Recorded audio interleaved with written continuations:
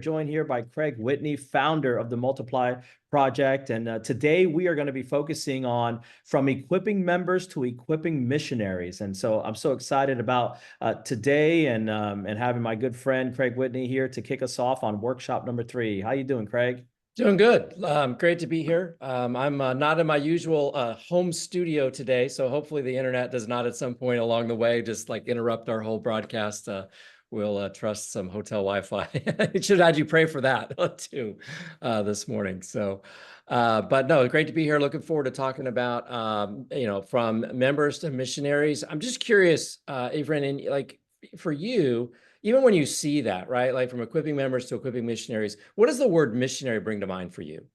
Yeah, when I think about missionary, I'm thinking about somebody that's overseas that have committed their life to a foreign country and helping build churches and or maybe helping with orphanages in some country that's overseas there.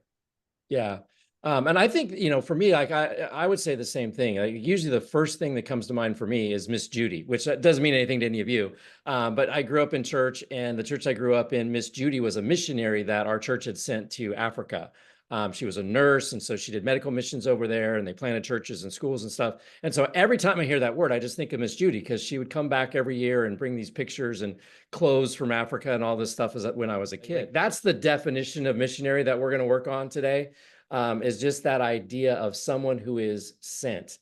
And I stopped yesterday. I'm in the Bay Area here. I drove over, just hung out with a friend of mine named Dawn. Dawn started a construction company probably 30, 40 years ago here in the Bay Area. And you would imagine, well, maybe not, he's done very well. Let's put it that way. Like, he has a successful construction company in the Bay Area of California. So he's done very well. And he started a church a couple of years ago that meets outdoors in a park for the unhoused population that live in his community. And he has a whole bunch of unhoused people who come and gather on Sunday morning. They provide coffee and breakfast for everyone. And he's introducing people to Jesus every Sunday morning out there in the park. And he just recently was able to acquire some space, and working with the county, he's now creating a village where they can bring in trailers to house unhoused people, focusing on veterans and on single moms with children. And so my friend Don, who owns this multi-million-dollar construction company, is a missionary to the unhoused population of Contra Costa County, which may not mean, the place doesn't mean anything to you. But like, so when I think of missionary, yeah, I think of Miss Judy, but I think of Dawn. And so that's the idea that we want to really work on today, is just this idea of someone who is sent. And so let's dive in. I need to share my screen here. Okay, just a reminder, just while this is up here, you can use the QR code, use the link there. The slides are there. Take notes for yourself, but don't worry about trying to copy down everything on the slides. You can go there and download all of that stuff. All right, so this is what we're going to talk about. Multiplying Church prioritizes equipping missionaries over equipping members. So what does a missionary do? That's what we've been talking about. The word itself, at least in the English word missionary, is originally from the Latin, and it first occurred probably in the early 1600s. The root word in Latin is mitto. That's sort of the Latin version in the New Testament of apostle, or apostello, which is just this idea to send, right? It's a verb, to send. And so I always try to think of like the simplest ways to illustrate words sometimes. So if you've ever asked a child to go get their sibling, or go tell their sibling it's time for dinner or something of that nature, you have sent that child as a missionary on a mission, right? That according to sort of the literal definition of the word, you just made that child a missionary. Now, the mission wasn't very complicated. Depending on the child, they may or may not have remembered to tell their sibling the dinner was ready when they got there, but it's a pretty simple idea, just this idea of being sent. And when we really think of it as, to send, we really have to recognize too that God is the one who sends, right? Now, we can play a part as well. That was Miss Judy in my case. Our church played a part in sending Miss Judy as well. But ultimately, she was sent by God on the mission that she was accomplishing. From a scripture perspective, these will be familiar to you. Mark chapter 6. calling the 12 to him, Jesus calls his 12 disciples, he began to send them out 2 by 2 and gave them authority over impure spirits, right? So when we read that send there in Mark 6, what are we reading, right? That's the word apostle, apostello. And so there's a sense, if we were to translate it, Jesus is making missionaries of his 12 apostles. Luke 10, after this, the Lord appointed 72 others and sent them 2 by 2 ahead of him to every town and place where he was about to go. And so again, same word, sent. But what's interesting in both of these scriptures, and it's sort of fascinating to back yourself up into New Testament times. I don't know if you've ever had the privilege of being to Israel. I went probably 6-7 years ago. And to realize that when Jesus was sending them, he wasn't sending them around the world. They had no concept of around the world. That's hard to imagine, right? He was sending them what? To the towns and villages that Jesus was going to go to next, that he was going to walk to next as he walked around the Sea of Galilee. I remember standing on the shore of the Mediterranean. We were up in Caesarea Philippi and looking out near where Paul and Barnabas would have first gotten on a boat on their missionary journey, and just thinking how crazy it was for 2 guys to climb in a boat and head across an ocean, having absolutely no idea what was over the horizon, right? I got my little GPS and I can see on my phone exactly how far it is to Cyprus. I've been to Cyprus now. So I have a picture of all these things. They had nothing. But their idea of missionary being sent didn't have that concept of across an ocean, really, because they didn't go across oceans. They just walked to the village that was next door. And so really, from a biblical perspective, the word missionary is more about the activity than the place.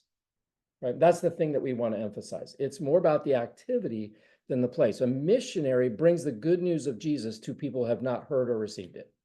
That's my definition, but that's what I would say, right? A missionary brings the good news of Jesus to people who've not heard or received it. It's just that simple. And sort of back this up a little bit, how far would the people in your church have to travel to become a missionary? Just think about that for a minute, right? If a missionary brings the good news of Jesus to people who have not heard or received it, how far would the people in your church have to travel to become a missionary? Meaning, how far would they have to travel to find someone who has not heard about or received Jesus? I know in my case, I wouldn't start at my church. I'd start at my home, and I have to go next door or across the street, right? That's how far I have to go. It's not very far. And so, for most of you, that's going to be the case for the people in your congregations. And we're going to hang on, and we're going to come back and unpack that a little bit later. So let's talk. We're talking about missionaries and members. Let's talk about members for just a minute. What does a member do? You have probably preached sermons about this. Members contribute their time, their talent, and their treasure to help the church achieve its goals. So again, that's my definition, but probably you go, okay, I could buy that. Members of my church are people who contribute their time, their talent, their treasure to help a church achieve its goals, help our church achieve its goals. Here's a little catch for you, or a little thing for you to think about. If your church's goal is multiplication, which is what we're talking about, guess what members become? Missionaries, right? Because if your church's goal is multiplication, then that involves sending people. And in order for the people in your church, the members, to contribute their time and talent and treasure to achieve your goals, they will have to become missionaries. Members go away, to be honest, right? You just have missionaries, people on mission together. And really, my idea of church, just if you've never sort of wrestled with the question of minimum ecclesiology, that's a big word, I know. I would encourage you to do that. My own sort of minimum ecclesiology has 3 essential elements to it. Number 1 is Jesus. Jesus is always at the center of the church. Without Jesus, there is no church. Second is community, is people. So that's sort of this members idea, right? The people that make up the community. And the third thing is on mission, right? A Jesus-centered community on mission, that's a church. And so if that's a church, then guess what everyone in a church becomes? A missionary. So that's this question of how do we equip missionaries. Now, by the way, I'm not in any of these things suggesting that you don't stop sort of equipping members to do some of the things that are needed or required in your church, right? Those people are still going to be necessary. But the question is, what are you prioritizing? What comes first? What's most important? And are you really prioritizing the equipping of missionaries? And it's one of these things that I sort of put in this category of you can't serve two masters. It's an uniquely American mindset that we think that we can have two things that are equally important. You can't. And Jesus told us you can't. Jesus says you can't serve two masters. Whatever those two things are that you think are equally important, you're actually serving one and not serving the other. Or the really unfortunate thing that happens is by trying to serve two masters, you end up serving neither. You end up serving none. And so the most effective thing is decide which thing comes first. And that's the thing that we will focus on. And again, that is our shift here today, is simply saying that we're going to prioritize equipping missionaries over equipping members. That's how we get to multiplication. And again, why does that lead to multiplication? Well, growth and harvest are part of multiplication. We use the organic or the agricultural metaphor that Jesus uses. If no one prepares the soil, if no one plants the seed, there can't be growth and harvest. So the idea that, well, our church focuses on growth or our church focuses on harvest, well, you can't, right? Growth and harvest can't be separated from preparing the soil and planting the seed. It's all one process. And so in the church, all multiplication begins with missionary work. It begins with bringing the good news of Jesus to people who have not heard or received it yet. And so that's the shift that we're going to talk about today. So let's jump in and talk about some of the mindset shifts that come with this. The first one is this idea of inviting in to sending out.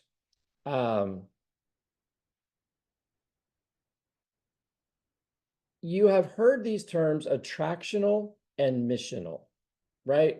I think to some extent that language has sort of faded away and sort of other buzzwords have become a big deal in the church sort of today. It's sort of maybe a COVID thing that kind of kicked those words out of our focus. But for probably most of the teens, even the aughts and the teens in the American church, like every conversation seemed to be about attractional or missional. But somewhere along the way, in my observations, that the framework for understanding those words kind of just got mixed up and sorry to use it, it got perverted. It got lost from sort of its original purpose. And so there's a quote. This is from Alan Hirsch in a book that he wrote called The Shaping of Things to Come. By the way, he wrote the original version of this book in 2003. So this is more than 20 years ago. And I just want to focus sort of on this very first phrase. He says, if they won't come to us, we have to go to them.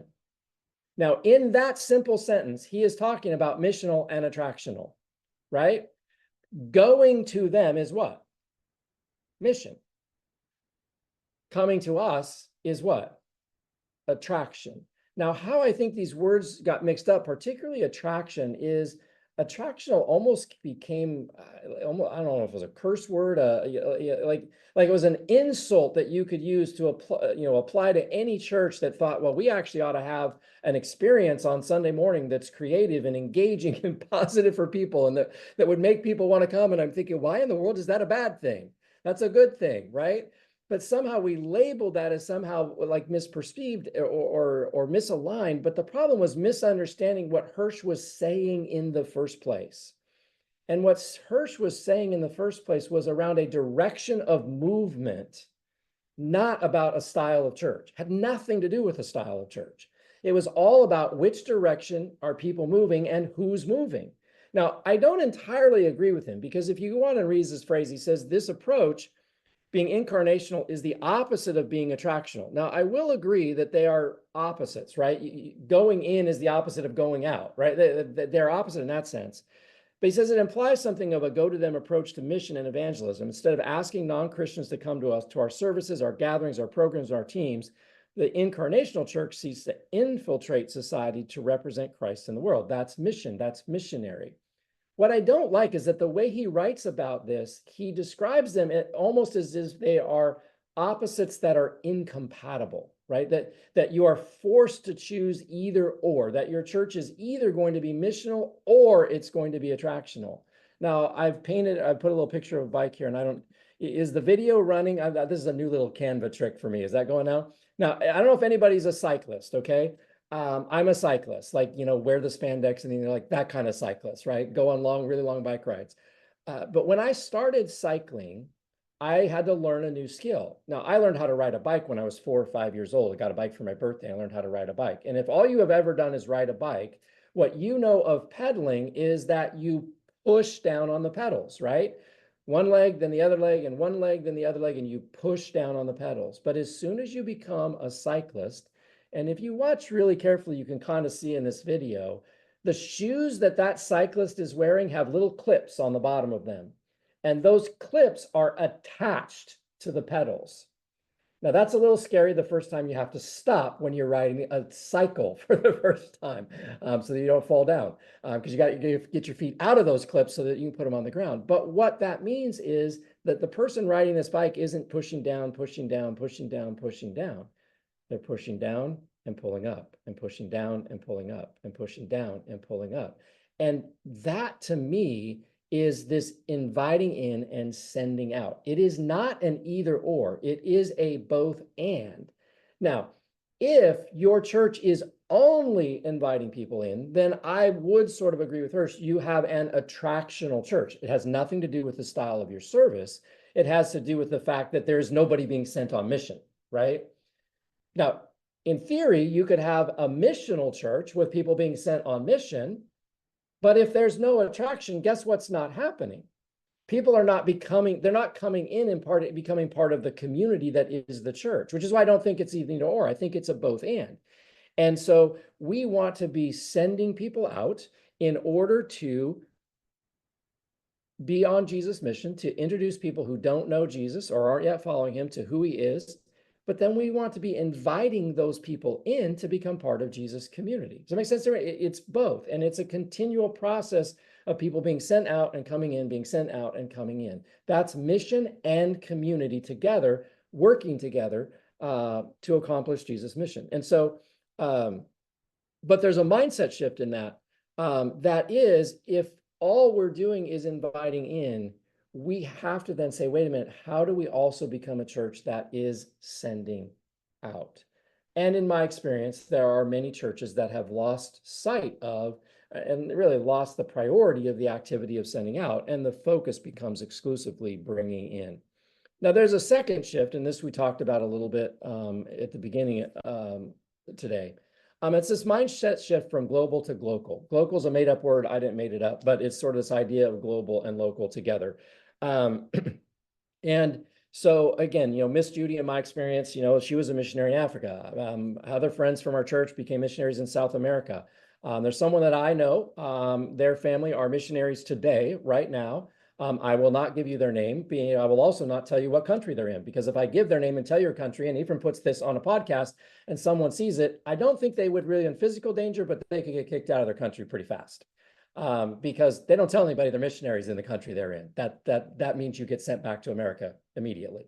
And so I have friends who are missionaries, but I also have my friend Don, who's a missionary, right around the corner here, right? And so there's sort of this global idea that being a missionary is about being sent, not about where you're sent to. The other thing, which is kind of fascinating when you think about Miss Judy as a missionary in Africa and sort of our mindset about that.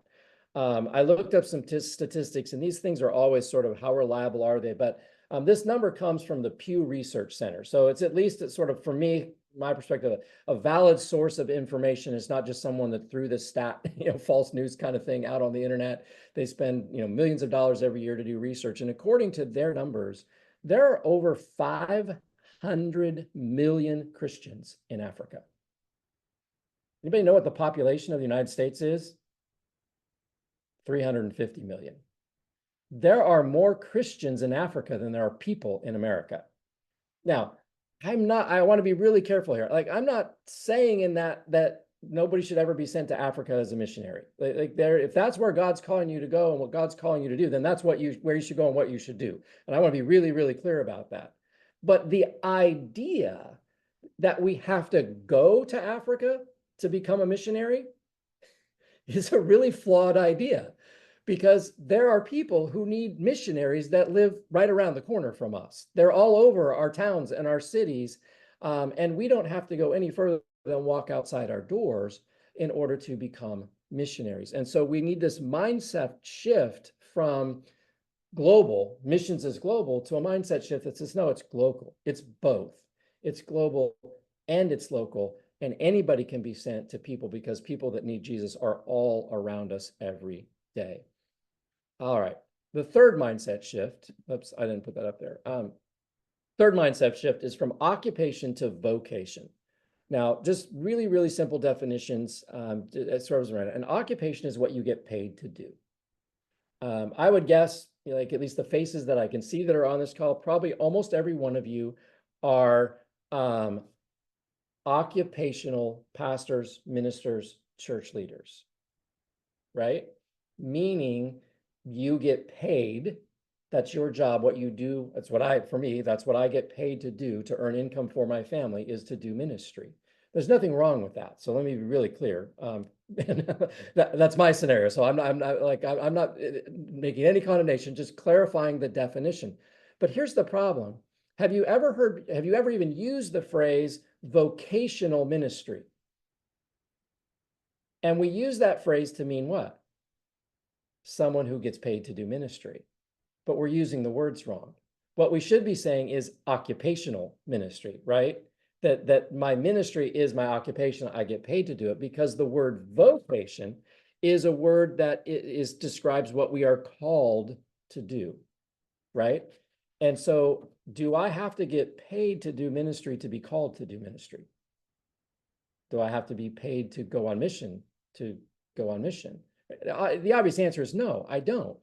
And I would argue that everyone is called. Everyone is called to be on mission, to be a missionary. And so we use the terms wrong, right? We have occupational pastors, church leaders, but we are all vocational missionaries. We are all people on Jesus' mission to the world around us. And so I've tried to put some pictures here to illustrate these things, because you can have a missionary vocation and a different occupation. So I could have the occupation of being a teacher, but my calling is to be a campus missionary, right? I could have the occupation of being a nurse or a doctor, but I could have the vocation of being a hospital missionary. I could have the occupation of being an engineer, but have the calling of being a workplace missionary. I could be a retired person. I don't have an occupation anymore, but I could have the vocation of being a neighborhood ministry or missionary or any other kind of missionary, right? And so just this idea kind of using our words correctly so that we understand that we all have the same vocation if we follow Jesus. And our vocation is to be on his mission in the world and to the people around us. Now, there's a caveat here that I do want to acknowledge, and that's just the caveat of gifting. There are some people that have been gifted as pastors and teachers, and they're probably going to use their gifts more often in the context of the community, right? The people who are already following Jesus. There are other people who have gifts of apostleship and evangelism, and they're probably going to use their gifts more often on mission outside the church. So just a caveat, right? And I'm not trying to create either ors, it's a both and. So let's acknowledge that. But even with that, there's still this idea of we all have the vocation of being on Jesus' mission. Whatever gifts he's given us, we should use them. And the privilege of getting paid to do the work of mission or to be on mission is just that. It's a privilege. And it's an honor, but it doesn't mean that our role is actually different than anybody else's, because we all have the same calling. All right. So that's the mindset shift, the understanding of missionary. And so that sort of raises these questions. In your context, who are you sending and how are you equipping them, right? That's what the church does. The church equips and sends people on Jesus' mission. And what Jesus did, he equipped his disciples and he sent them on mission. And so what I want us to talk about today is this idea of cultivating practice fields outside the church. Now, you have to forgive me, and if any of you watched on Sunday, it was brutally painful. You can just laugh at me this week for being a 49er fan, right? Now, I think I've expressed this before. I grew up in the Bay Area, so I'm a 49er fan by right, not a bandwagon fan, like just by right. This is my team, my home. Who else would I be a fan of but the 49ers? Now, what you are looking at on the screen is a picture of the 49ers stadium, and you can sort of tell what that is, right, with all the empty seats there. But on the right, if you don't recognize it, that's the 49ers practice field, right? It sits right behind the stadium. And the buildings that sort of sit right there, you kind of see a little 49ers.com on the roof. That's like their weight training facility, like, like all of those things that are, where the team trains. And it's just fascinating to me that these two things sit next to each other. We were at a game last year and our seats happened to be over on that side. And so we were walking around and looked over and said, this is just fascinating how close together the playing field and the practice field are. But it highlights that there are two entirely different purposes for these two fields. Now, the obvious difference between them that just glares at you in this picture is what? And actually, you can't see something about the practice field from this overhead shot that you would quickly realize. The playing field has tens of thousands of seats around it so that people can watch. The practice field is surrounded by a 10-foot high fence with black fabric in it so that you can't see a thing that's going on the practice field, right? There is a massive difference. One is entirely designed for people to watch. The other one is entirely designed to keep people from watching. And that's a clue as to what the different purposes are of these fields, right? What is a practice field? Where a practice field is where you practice to get better, right? That's what it is. It's where you practice to get better. It's not where you play to win, right? That happens over there in the other field. A practice field is where it's okay to make mistakes and try things that don't work. Where in the context of football, where do football plays get designed? Well, they get designed on a whiteboard, but then where do they get tried out? On that practice field. And if they work, guess where they end up getting played? On the playing field. But if they don't work, guess what happens to them? You never even see them, right? They never make the light of day because that's part of the purpose of a practice field. The other thing with a practice field is there is a coach to help you know when you've done it wrong and to help you know how to do it right. Practice fields and playing fields have massively different purposes. So now think about this. Where does someone go to practice being a missionary? And I would suggest that, at least in the context of the American church, we have done a very poor job of creating practice fields for missionaries. Now, by the way, on sort of the global foreign mission side, and I have some friends that work in this space, just like I've worked to train and equip church planners to be sent, who work in this space to train and equip missionaries to be sent. If you are going to be an occupational missionary and go overseas, there are all kinds of organizations that have created practice fields and training and places for you to learn how to do that well. But in the context of the local church, where are the practice fields? And what is it maybe that needs to be practiced? Now, in my experience, and you could think of people in your own church, maybe, one of the first things that needs to be practiced by people who are going to be missionaries is how to have conversations with people that aren't yet Christians. That sounds so simple, I know. But have you ever asked people in your church how comfortable they are talking with their coworkers or their neighbors that aren't yet Christians? And especially if you ask them, how comfortable are you talking with them about anything other than the weather or the sport, or sports or something else like that? How comfortable are you inviting them over for dinner and sitting down and having a conversation about how's life going? What are you struggling with right now? Those kinds of questions. Now, even better than just having those kinds of normal conversations would be if people could have really meaningful conversations, right? Conversations about the things that are really going on. This has been a couple years ago, but my neighbor, that I'm out mowing my lawn and you're just having the Saturday lawn mowing chit chat. How's things going? Oh, my dad died this week. whew, conversation just changed, didn't it? Right? And that happens. So now we're not having a conversation about the lawn and the weather. We're having a real conversation. Like, do we know how to do that? Even better, do we know how to have spiritual conversations? Right? How do we, your dad died. How does that go from that to a conversation? That's pretty good, like immediate to a spiritual conversation, right? But do we know how to do those? And seriously, I would, ask the people in your church how they feel about this. I would suggest if you somehow could figure out how to set this up and you gave them the choice, you would find out that most of the people in your church would rather go to the dentist than have a conversation with a non-Christian. They just don't want to do it. Why don't they want to do it? Because, and I want to try and connect the dots here, because when they're in front of their house and that conversation with their neighbor turns into a spiritual conversation, that's not a practice field. That's a playing field, right? All of a sudden, they're in the middle of the game. It's the fourth quarter. The game's on the line, except guess what they've never had the opportunity to do? Practice. And because they've never practiced, they're scared to death. And to be honest, they probably should be. I would be if I'd never practiced, right? And so that's the idea of the practice field. Here's another one. How many of the people in your church ever pray for people they know, family, friends, neighbors, coworkers who are not yet Christians?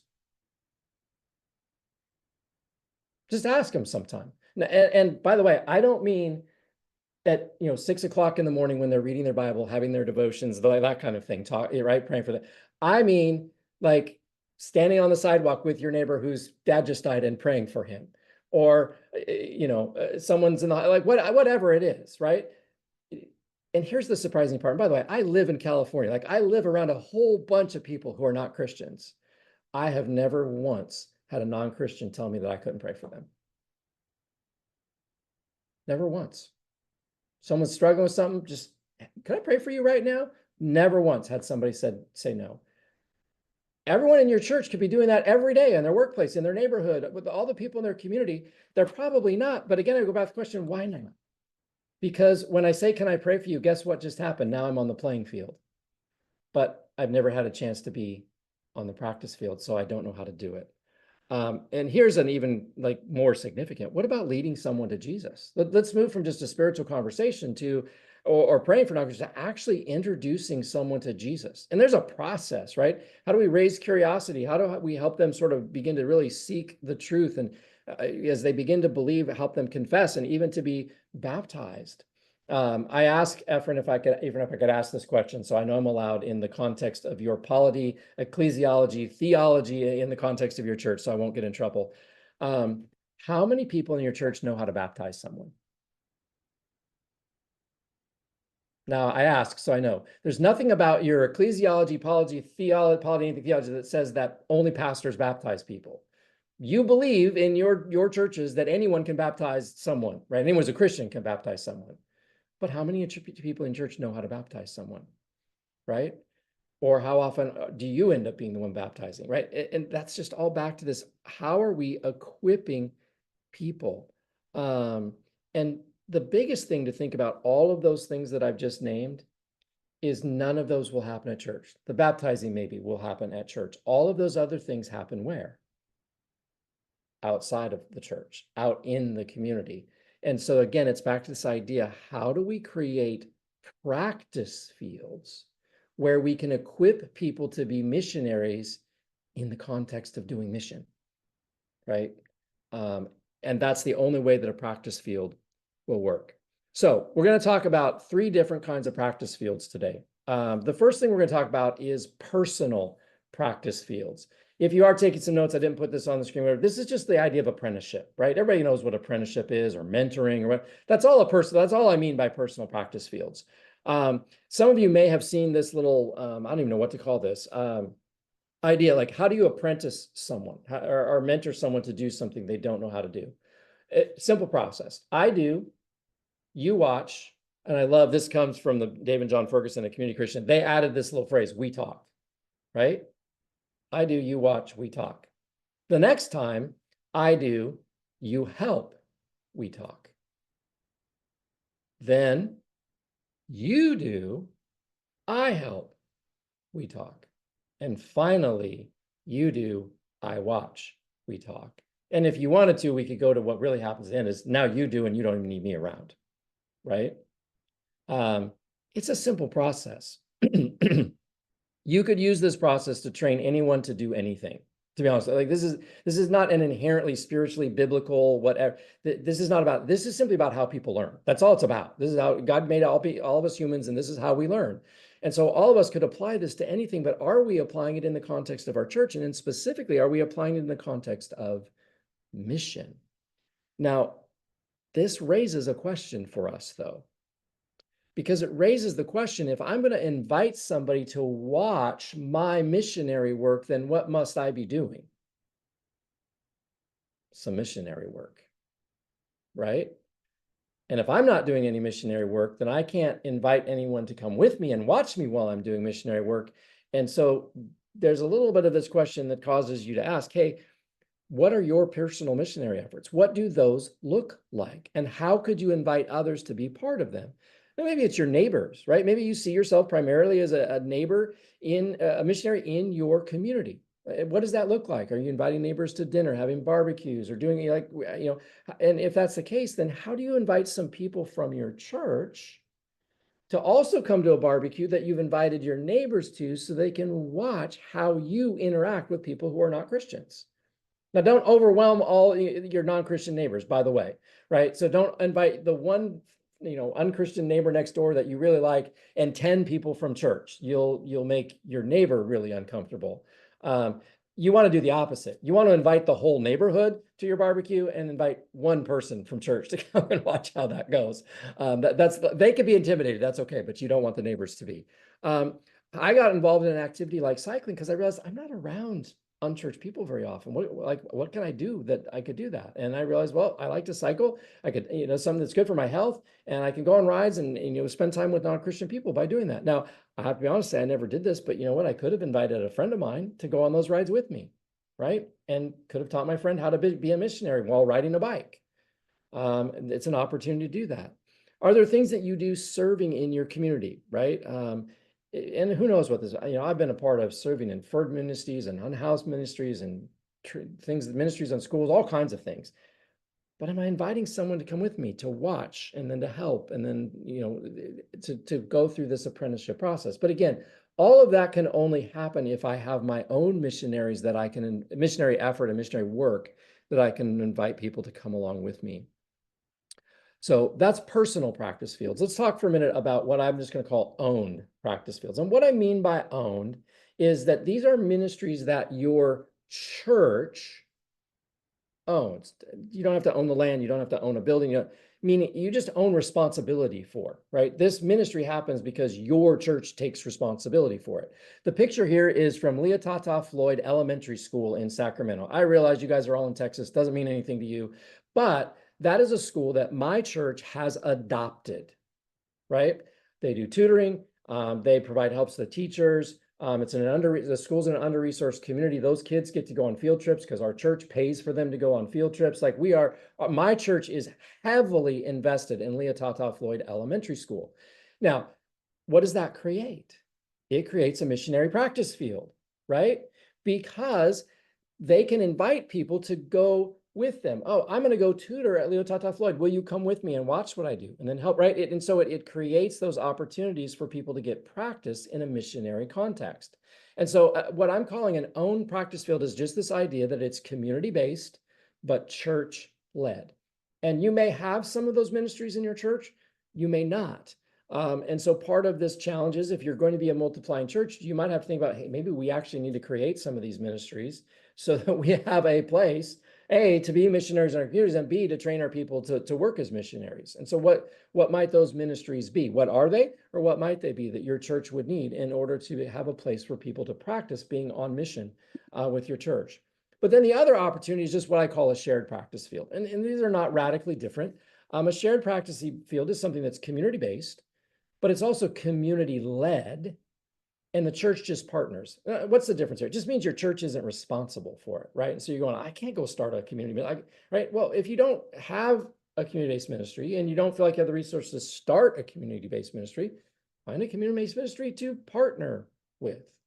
My friend Don, I told you about, and I realize you're all in Texas, he's a little far away, but if you were here, he would be happy to partner with your church, right? Partner with someone that's already doing something. The picture here is from a ministry called City of Refuge. Again, friends of mine in Sacramento have a ministry and an under-resourced part of the community.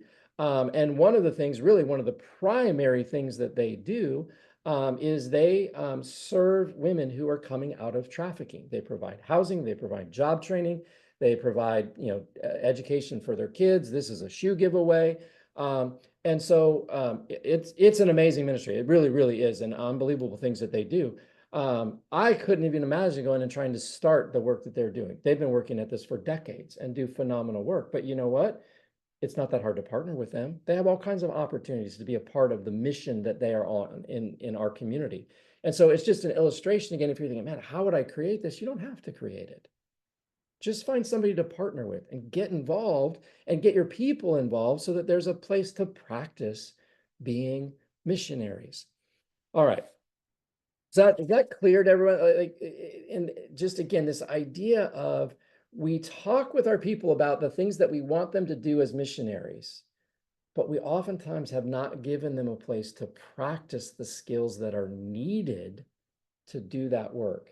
And so if we're going to be a multiplying church, we've got to back up a step and say, what if instead of just telling people they need to do this, we started creating opportunities for them to practice doing it? Think of any sport, well, major sports in your community. Soccer, football, baseball, basketball. I guarantee in your community there is a youth sports program for every one of those sports.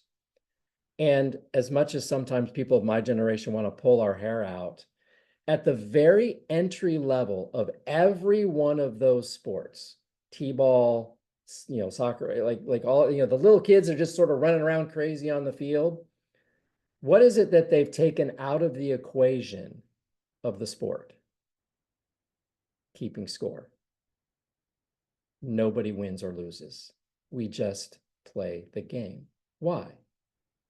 Because it's a practice field. And so that's the question. Right now, I realize that people in church aren't 4 and 5-year-olds, and right? But where is the opportunity for them to go out and do the work of being a missionary, do the work of a missionary, and know that at the end of the hour, the day, the week, the month, whatever it is that they've committed to engage in, that rather than there being a scoreboard and I won or I lost, there will be a celebration of, no, you know what's great? We played the game. We went and did missionary work today. And what did you learn from that? Now, eventually, we want them to go do the work and care about the fruit, but we can't start there. And so all this really is creating that sort of training experience from the ground up for people so that they can get the experience they need to be effective missionaries. All right, I'm going to back up and sort of really quickly run through where we've been here. We started at the beginning with this idea from what to who, right?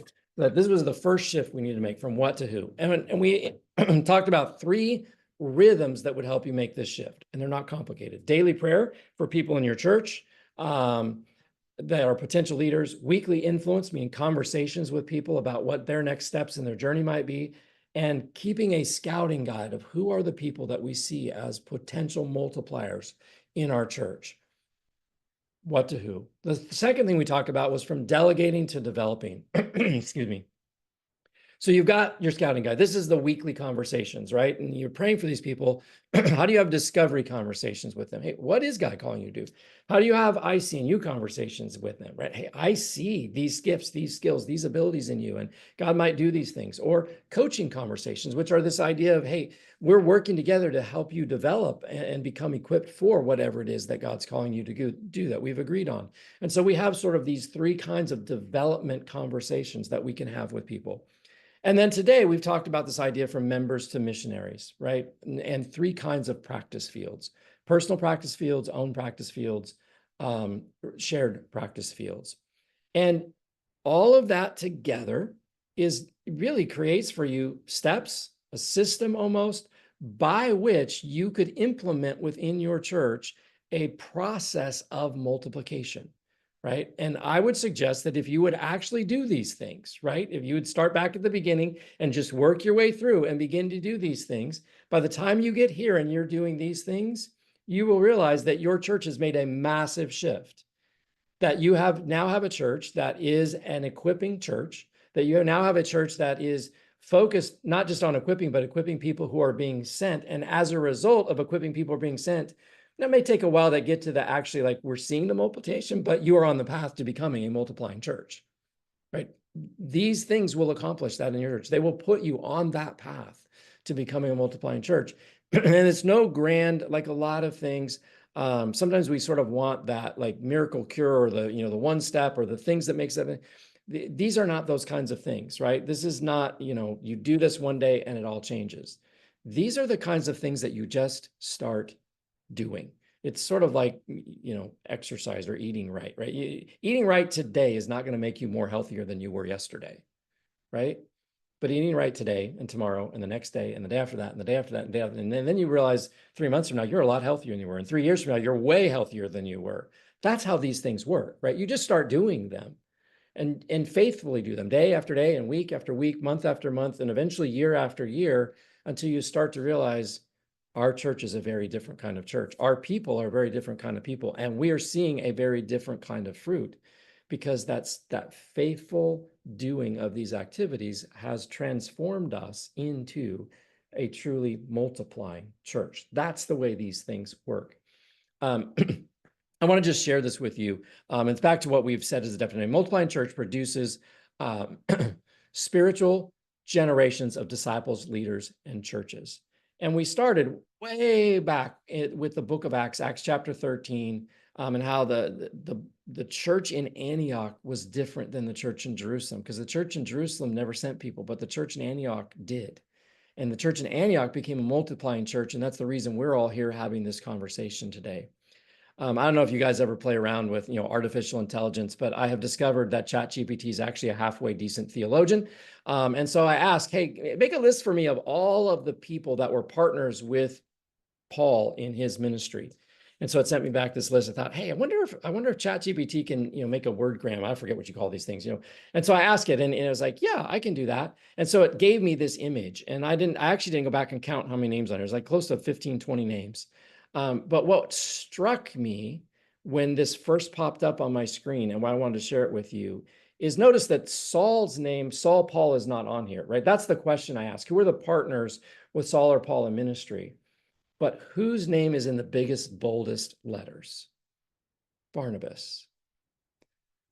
Barnabas didn't have, if you would, like the scale, the scope of ministry that Paul did. Now, Barnabas helped Paul start a number of churches, but then they sort of went their own ways, did some different things. But who was it that brought Saul to Antioch? It was Barnabas. Who was the first multiplier? It was Barnabas. And it's actually because of Barnabas, and I find it fascinating, and I don't think it's an accident, that Barnabas' name means what? Encourager, right? Barnabas was an encourager, and because of that, there's all of these people who, through Barnabas' development and encouragement of Paul, became partners with Paul in his ministry. And because of that, we know of just dozens of churches that were started throughout the Roman world.